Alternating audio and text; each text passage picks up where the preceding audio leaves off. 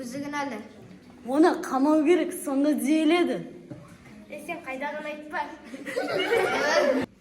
Әуелі тексеріп анығына жетейік, сосын жазалаймыз. Жазалайтын ештеңесі жоқ. Біздер сот емеспіз, біздер пионерміз. Пионер адам болу керек, білесің бе? Қожа сотқа ұрлық қылды. Бүкіл сыныпты мектеп артынан кіргетірді. Мұзаға ждау керек бізді. Тәртіпке салды. Сәлеметсіңдер ме?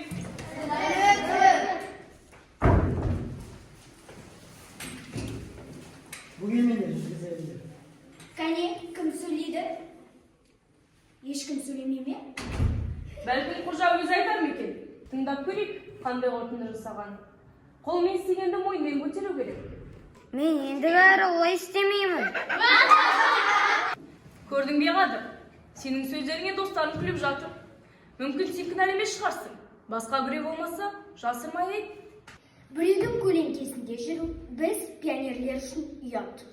Сабақтан қашқаным қожа, сөмкеге бақа салып қойғаным қожа, тәжірибе сағатына бармағаным тағы да қожа. Сұлтан шапанның баласына алдағанда қожа қайда болды? Сонда қайда болды? Сөйле. Бір қармайды, бір құмалақ шертеді. Бізді шүтіп жүрген осы қожа. Қожа бұзала екен барлық ауыл біледі. Мыналар қожамен бір класста оқимын деп көзі шыққан көргің келмейді. Шамшырағыңыз жанған шығар. Ал енді балалар, ерік өздеріңізден. Қалай шешсеңіздерді ерікті өздеріңізге бердік. Қане дауысқа салайық. Қожа далаға шығар тұрсын. Әйтпесе кейбіреулер одан қорқады.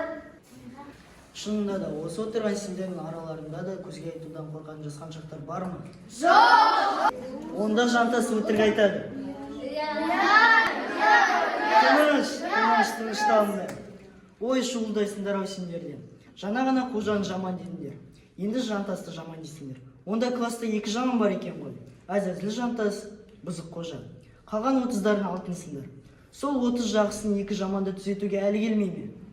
Қожамындай бұзық емес, ол қанша тырысса да, байқамай қалады. Ол есік алдында тұр, бұл дұрыс емес қой. Дұрыс айтасың жаңа. Ал қожаны мектептен шығаралық. Басқа мектепке барсын. Ол мектепте оны адам болуына көмектесетін жақсы жолдас, абзал оқытушы табылды делік. Сонда жолдастарына бір тәрбие бере алмай, дәрменсіз болып қала берер бе? Ал қане осы үшін қолдарын көтер. Кім-кім Қожаберген Қадыровтың мектептен шығару туралы мәселе педсоветтің алдына қойылсын десе, қолдарын көтерсін. Қарсы бар ма? Қалыс қалушы бар ма?